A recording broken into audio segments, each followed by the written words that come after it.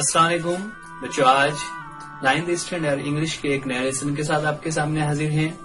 ये वीडियो मुंबई महानगर पालिका के वर्चुअल क्लास की तरफ से पेश किया जा रहा है।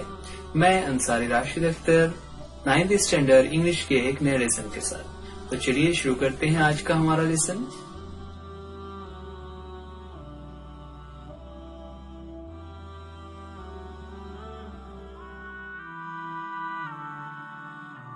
नाइन्थ स्टैंडर्ड इंग्लिश के आज के इस वीडियो में हम देखने जा रहे हैं हमारा चैप्टर 3.5 ग्रेट साइंटिस्ट। इस चैप्टर में हमने ऑलरेडी 2 वीडियोस बना लिए हैं जो इसी चैनल पर आपको मिल जाएंगे।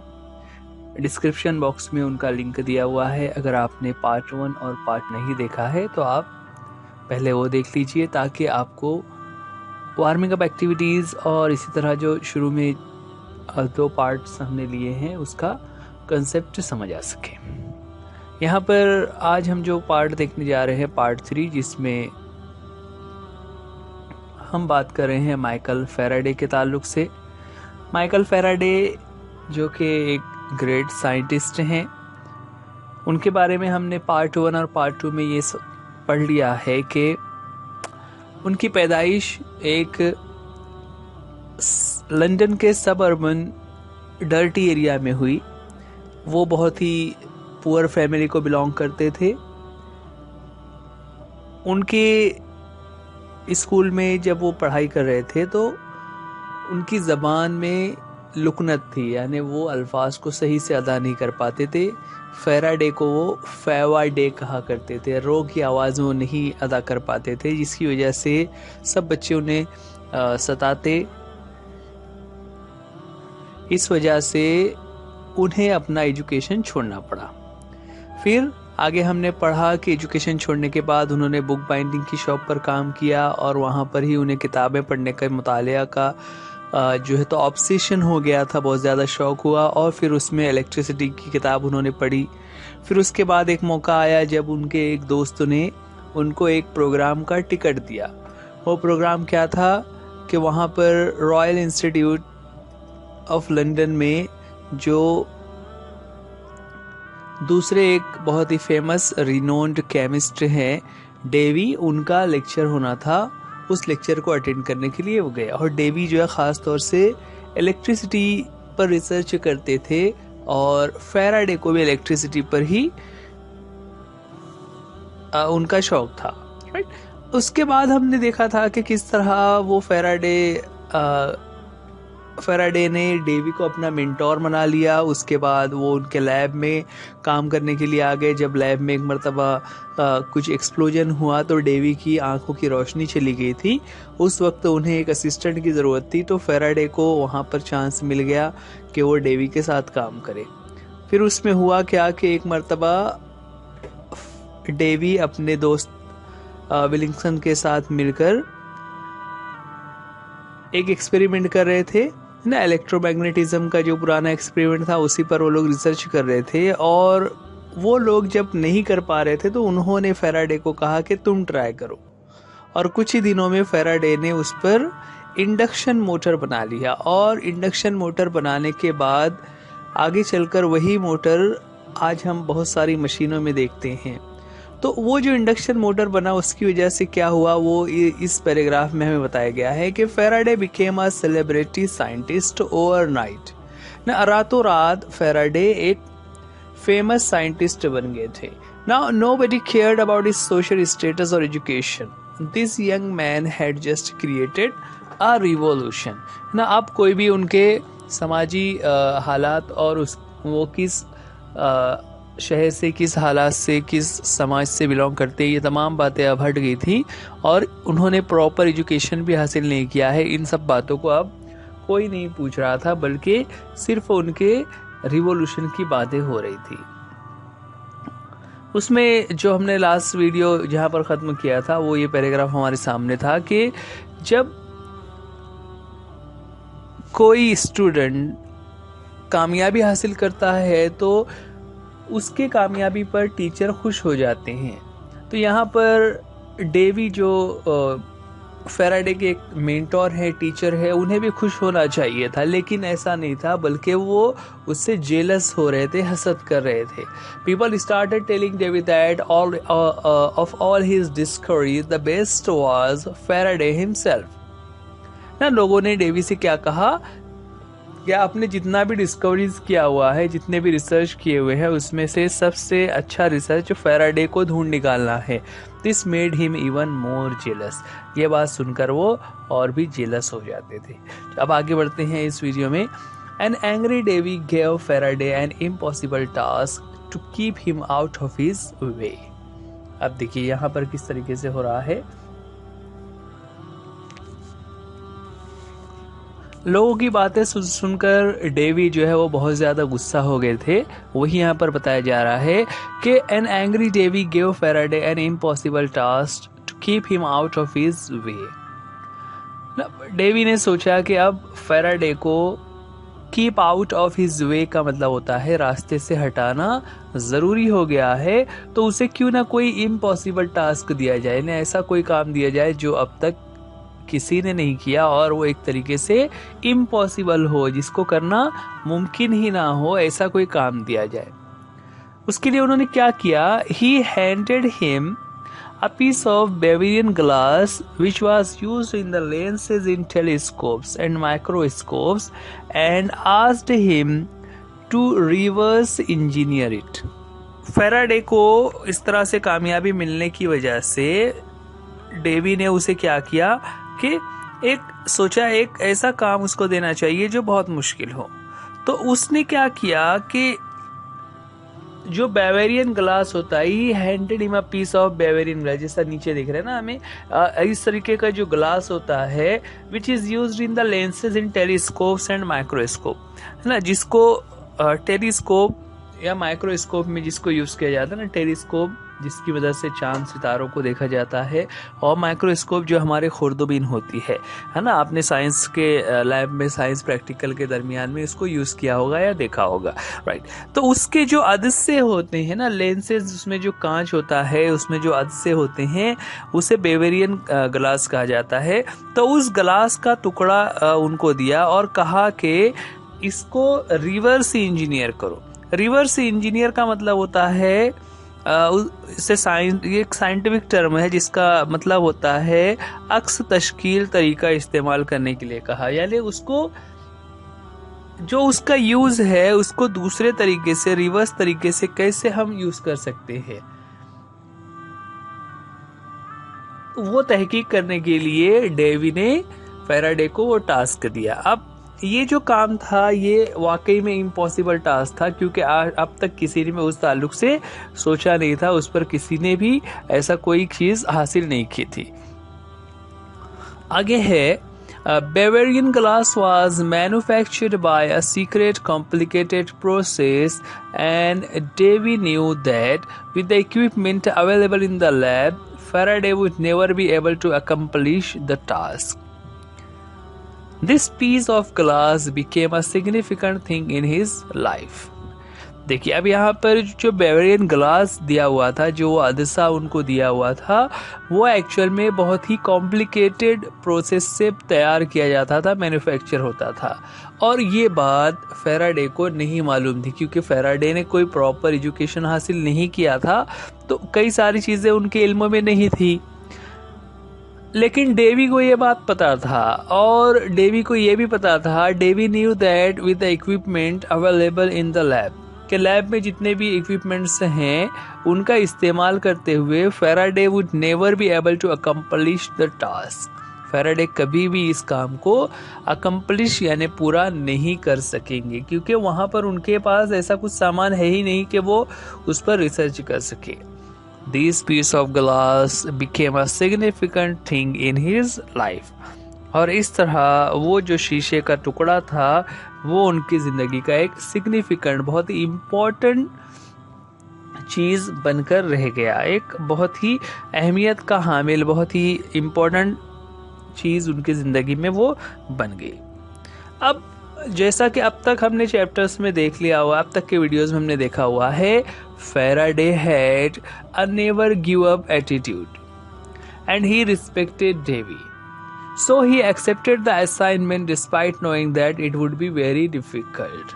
ना फेराडे उनका जो एटीट्यूड था, जिस तरह से वो अब तक मुश्किलात को पार करते आ रहे थे, तो he had a never give up, कभी हार ना मानने वाला उनका एटीट्यूड था, उनका जो लाइफ स्टाइल था वो इस तरीके से था. एंड ही रिस्पेक्टेड डेवी, और वो डेवी को रिस्पेक्ट भी करते थे क्योंकि वो डेवी ने ही उन्हें चांस दिया था, इसलिए वो as a mentor, as a teacher उनको मानते थे. इसलिए आगे है कि so he accepted the assignment, उन्होंने उस काम को एक्सेप्ट कर लिया despite knowing that it will be very difficult. ना डिस्पाइट, बच्चों ये वर्ड डिस्पाइट याद रखेंगे. डिस्पाइट कब यूज करते हैं? जब कोई अपोजिट या कंट्रास्टिंग आइडियाज को बताना हो, कि मालूम था कि आगे बहुत मुश्किल है, उसके बावजूद भी, तो ये जो हम करें ना उसके बावजूद भी, उसके बाद भी, उसी को कहा जाता है तो मुश्किल है, बहुत मुश्किल होगा, ये सब जानते हुए भी उन्होंने उस चैलेंज को, उस असाइनमेंट को, उस टारगेट को उन्होंने एक्सेप्ट कर लिया कि मैं इस पर काम करूंगा, मैं पीछे नहीं हटूंगा.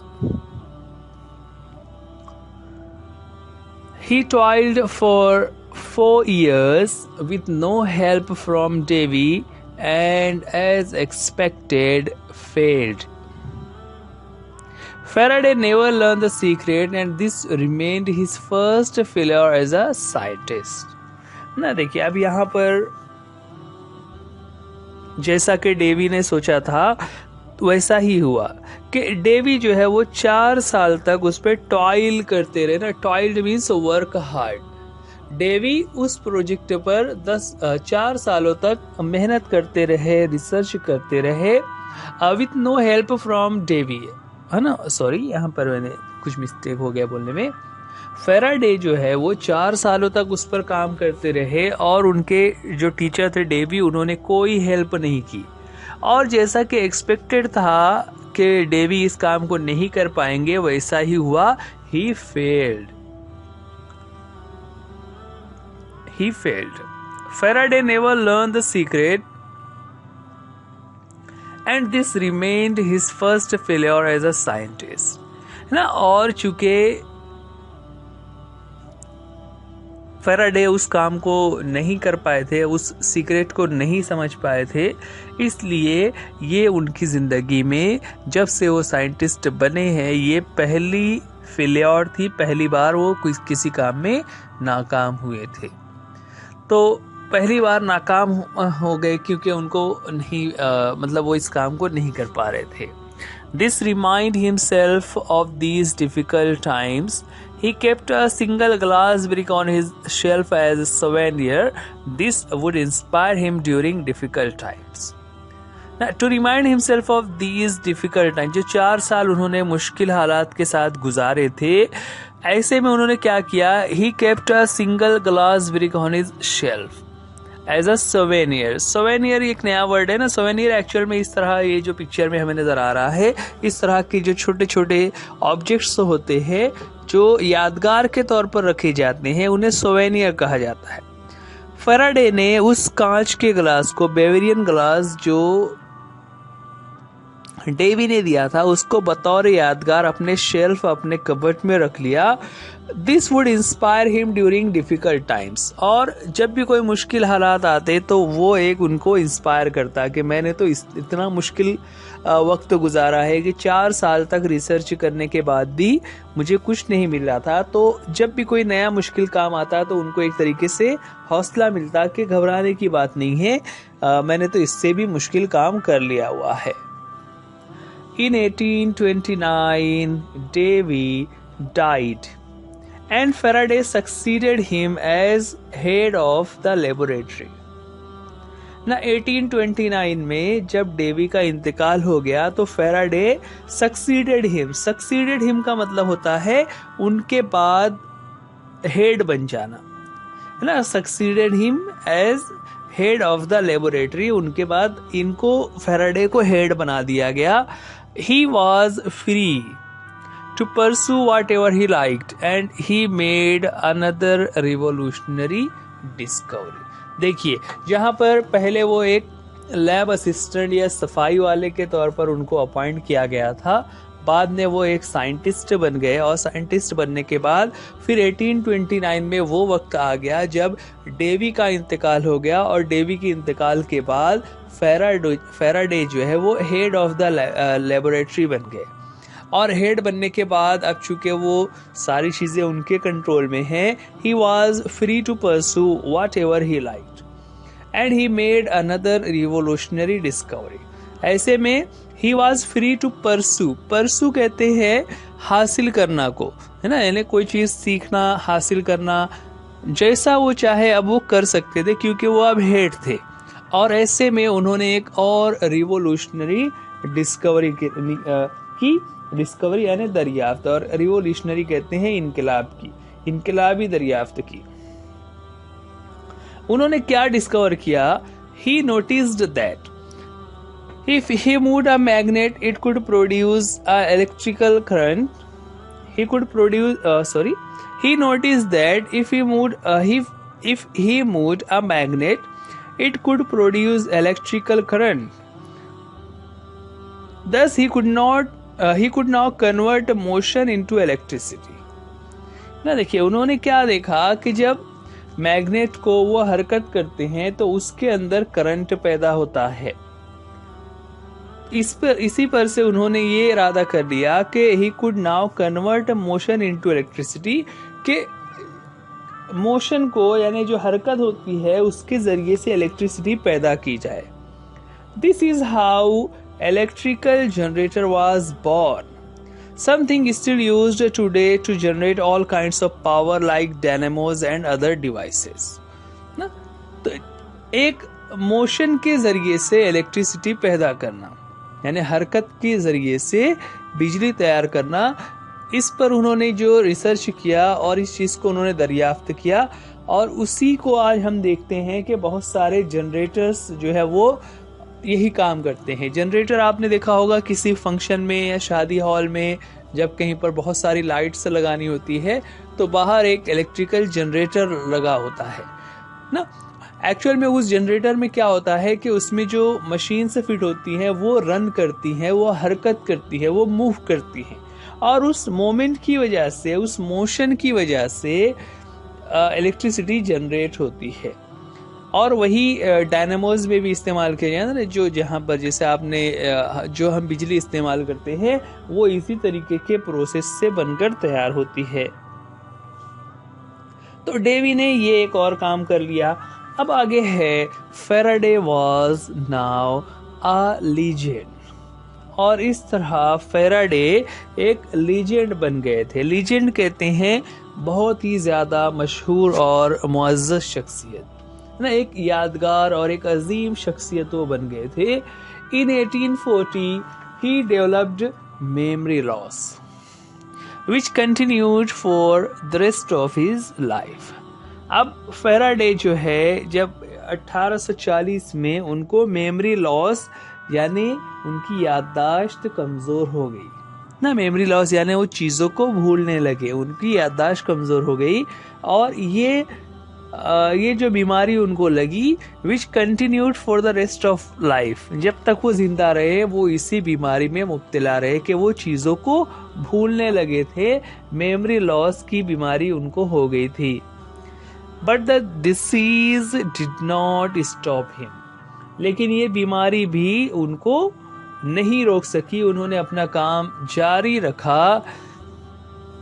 He persevered, starting a complicated experiment to prove that the light was closely related to electricity and magnetism. A novel thought in those times. ना देखिए, अब वो बीमार होने के बाद जब उनकी याददाश्त कमजोर हो गई तो वो शायद कोई और होता तो सारे काम धाम बंद करके अपना सुकून की जिंदगी गुजारता, लेकिन ये एक रियल साइंटिस्ट थे। उन्होंने अपने काम में कभी भी अपनी बीमारी को आने नहीं दिया। ही परजीवर्ड मतलब उन्होंने लगातार काम कर, वो मुस्तकिल मिजाज, जिससे पहले वर्ड आया वो ना, मुस्तकिल मिजाजी से लगातार वो काम करते रहे। And starting a complicated experiment, उन्होंने एक बहुत ही मुश्किल एक्सपेरिमेंट की शुरुआत कर दी, और वो एक्सपेरिमेंट क्या था? To prove that light was closely related to electricity and magnetism. रोशनी जो है वो इलेक्ट्रिसिटी और मैग्नेटिज्म से जुड़ी हुई है। अब आप सोचेंगे कि इलेक्ट्रिसिटी से तो ये लाइट जलती है, तो बच्चों ये बात चल रही है 1840 की। उस जमाने में it was a naval thought in those time ना। नेवल यानी जदीद, ये बिल्कुल जदीद और अनोखा ख्याल था जो उस जमाने तक किसी ने सोचा नहीं था। फैराडे पहली मर्तबा उस पर काम कर रहे थे, तो ये उस जमाने के लिए बिल्कुल एक नई और अनोखी बात थी। अब आगे है, remember that piece of Bavarian glass Faraday has kept on his shelf. है ना, पीछे हमने बात की ना कि एक जो बेवेरियन ग्लास वाला तजुर्बा उनके साथ हुआ था, जो उनके शेल्फ में पड़ा हुआ था, उसके बारे में राइटर हमसे क्वेश्चन कर रहे हैं कि क्या तुम्हें याद है उस वाक़े का। तो अब आगे उस पर से है, he was determined to convert the reminder of his first major failure to an instrument of great success. He was determined to convert the reminder of his first major failure. उस अलामत को, जो उनकी नाकामी को की एक अलामत उन्होंने अपने सामने रखी हुई थी कि मैं इसमें नाकाम हो गया था, उसको उन्होंने फैसला कर लिया था। He was determined, उन्होंने तहैया कर लिया था, बिल्कुल फैसला कर लिया था कि मुझे उस नाकामी को कामयाबी में तब्दील करना है। उस अलामत को, जो मेरी नाकामी की अलामत है, मैं उसे जरूर कामयाबी में तब्दील करूंगा। He used the same glass now to show that in the presence of a magnet, light could be isolated into a single wave rather than spreading out randomly in all directions, a concept called polarization. देखिए यहाँ पर उन्होंने क्या किया, उसी glass के जरिए से, उसी ग्लास को उन्होंने यूज किया। He use the same glass now to show that in the presence of a magnet, कि जब मैग्नेट मौजूद हो यानी मकनातीस की मौजूदगी में, light could be isolated into a single wave. है ना, लाइट्स जो है उसमें हम लाइट जो होता है उसकी जो वेव रेज होती है वो हर तरफ फैल जाती है।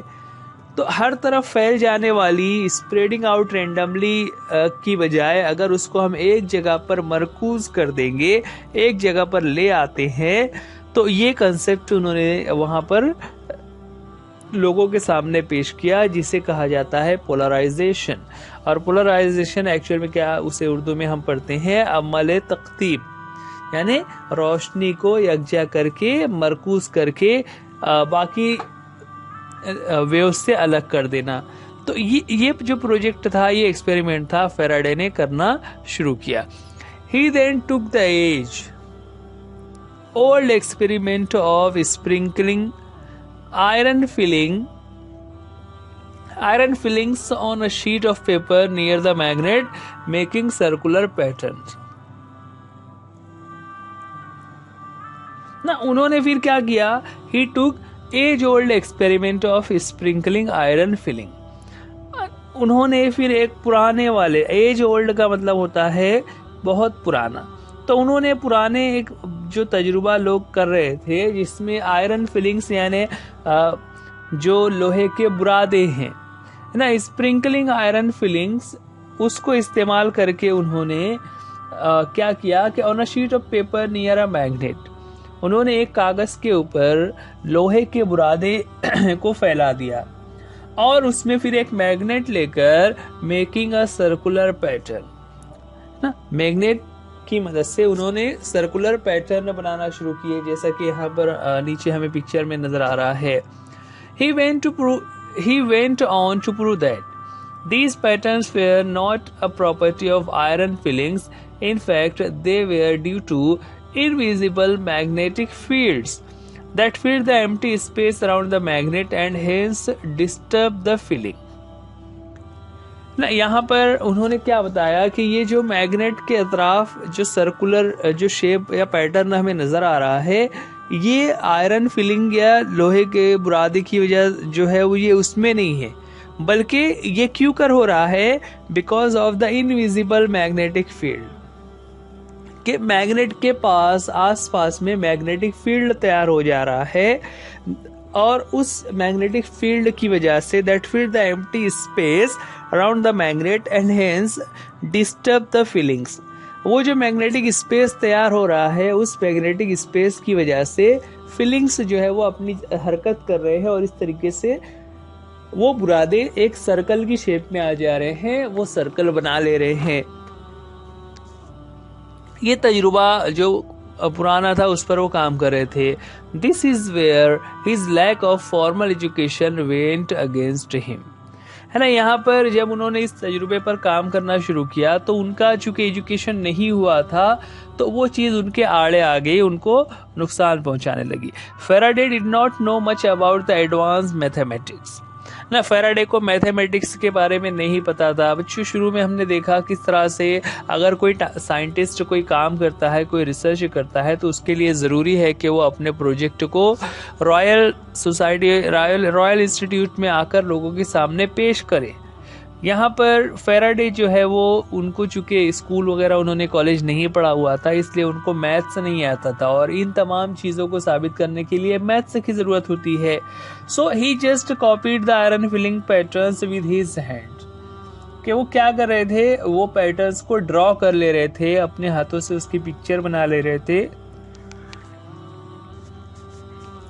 लेकिन उसको वो मैथमेटिक्स के हिसाब से पेश नहीं कर पा रहे थे, वो उसमें कमजोर हो रहे थे।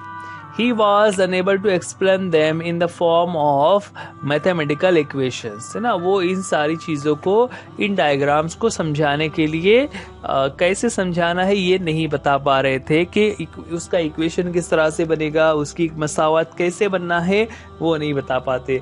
He made hundreds of such drawings but without equations they were not accepted, ना। उन्होंने ऐसे बहुत सारे ड्राइंग्स बना लिए, लेकिन इन पैटर्न्स और इन ड्राइंग्स की वजह से वो अपने कंसेप्ट को लोगों के सामने बता तो सकते थे, लेकिन वो एक्सेप्टेबल नहीं था, क्योंकि किसी भी चीज़ को एक्सेप्ट करने के लिए उसमें लॉजिकल रीजनिंग होना चाहिए। क्यों ऐसा हो रहा है वो एक्सप्लेन करने के लिए उसमें इक्वेशंस या मैथमेटिक्स होना ज़रूरी था।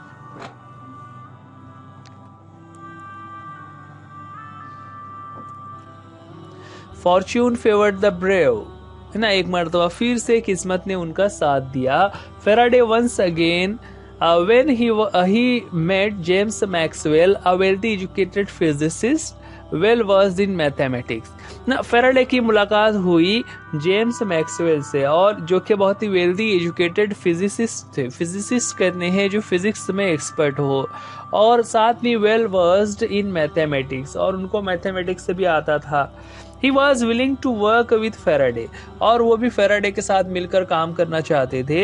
It was Maxwell who translated Faraday's ideas into a set of equations that are now called Maxwell's equation, ना। देखिए उन्होंने क्या किया, फेराडे ने जो पैटर्न और जो रिसर्च किया हुआ था उसको मैथ्स के इक्वेशंस में तब्दील किया, और इस तरह मैक्सवेल के इक्वेशन के नाम से आज भी वो मशहूर है, आज भी वो इस्तेमाल की जाती है। Their combined work has helped us in many ways.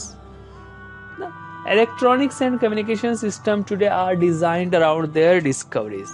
Faraday और मैक्सवेल ने जब मिलकर जो काम किया था, their combined work, उसकी वजह से आज हम जितने भी इलेक्ट्रॉनिक्स और कम्युनिकेशन सिस्टम है वो सब उसी डिस्कवरी के ऊपर बनाए जाते हैं। उन्हीं की रिसर्च के बाद उस काम को आगे बढ़ाया गया है। Someday we might even be able to communicate with the aliens across different galaxies using the products of these discoveries. और एक वक्त ऐसा आएगा कि जब हम दूसरी जो गैलेक्सीज हैं, दूसरी जो कहकशाएं हैं जो हम निज़ाम शमसी में पढ़ते हैं, तो वहाँ पर खिला में जो दूसरे गैलेक्सी में जो एलियंस वगैरह रहते हैं, अगर इसी तरह रिसर्च चलता रहा तो आगे चलकर एक वक्त आएगा कि जब उनसे भी हम कम्युनिकेट कर सकेंगे, उनसे हम बातें कर सकेंगे। Faraday's life started with difficulties, but as a great scientist, he met each difficulty with perseverance and conviction. ना जैसा कि हमने पढ़ा, फेराडे की जिंदगी जो है वो उसकी शुरुआत ही बहुत मुश्किल से हुई थी, लेकिन फिर भी as a great scientist he met each difficulty with perseverance and conviction. चूंकि वो एक अजीम साइंसदान थे तो उन्होंने हर चीज को, हर हालात का डट कर मुकाबला किया, परसिवरेंस और कन्विक्शन के साथ कि मुझे ये काम पूरा करना है, पूरे एतमाद के साथ और पूरी साबित कदमी, यानी बगैर पीछे हटे हुए उन्होंने उन हालात का मुकाबला किया। He was given impossible task which he undertook as challenge and opportunities। ना उनको जो भी काम दिया जाता जो कि बज़ाहिर इम्पॉसिबल नजर आ रहा होता था, लेकिन उन्होंने उस काम को भी चैलेंज के तौर पर एक्सेप्ट किया और उसे एक मौके की शक्ल दे दी। He optimizes what the Walt Disney character Pinocchio said. ना पिनोशियो जो एक कार्टून है, जो वाल्ट डिज्नी का कैरेक्टर है, उसके उस जुमले को वो बिल्कुल ही मिसाल के तो उनके लिए मिसाल बन गए हैं ना। क्या वो पिनोशियो क्या कहता है, when you wish upon A star, कि जब आप किसी स्टार के ऊपर, यानी आपकी ख्वाहिश है कि आपको कोई तारा छूना है, आपको तारों तक पहुंचना है, it does not matter who you are. तो ऐसे में फिर ये अहम नहीं रह जाता कि आप कौन हो या आप क्या हो, है ना। तो अगर आपने इरादा कर लिया है कि आपको तारों को छूना है तो फिर आप उस तक पहुंच सकते हैं। From the introduction to Reignited by APJ Abdul Kalam and Srijan Pal Singh. ना एक्चुअल में ये क्या था, ये जो पैराग्राफ जो हम पढ़ रहे थे, ये बुक है रीइग्नाइटेड, जिसमें साइंटिस्ट के बारे में, बहुत सारे साइंटिस्ट के बारे में इसमें मालूमात जमा की हुई है। और यहाँ पर उसी में से ये चैप्टर जो हम देख रहे थे वो माइकल फैराडे के लाइफ पर था। आप चाहे तो इस बुक को खरीद कर उसमें से बाकी साइंटिस्ट के बारे में भी पढ़ सकते हैं। हो सकता है आपकी स्कूल लाइब्रेरी में भी ये बुक अवेलेबल हो, आप वहां से भी देख सकते हैं। और ये बुक लिखा है डॉक्टर एपीजे अब्दुल कलाम, जो अपने आप में खुद एक साइंटिस्ट थे, और उनके साथ उनके दोस्त सृजन पाल सिंह। तो बच्चों, आज का ये हमारा चैप्टर यहीं पर ख़त्म होता है। उम्मीद करते हैं आपको समझ आया होगा। इस वीडियो के डिस्क्रिप्शन में एक गूगल लिंक दिया हुआ है, आप उस गूगल लिंक को फिल कीजिए, उसमें जो इन्फॉर्मेशन पूछी गई है उसको ज़रूर शेयर कीजिए और हमें फीडबैक दीजिए। ये वीडियो आप बृहन्मुंबई महानगर पालिका के वर्चुअल क्लास की तरफ से BMC VTC उर्दू इस चैनल पर देख रहे हैं। आप वीडियो को लाइक कीजिए, शेयर कीजिए, कोई दुश्वारी हो तो आप हमें कमेंट्स में ज़रूर बताइए। सो डियर स्टूडेंट्स, आज के लिए इस वीडियो में इतना ही। वीडियो देखने के लिए थैंक यू। अल्लाह हाफिज, गुड बाय।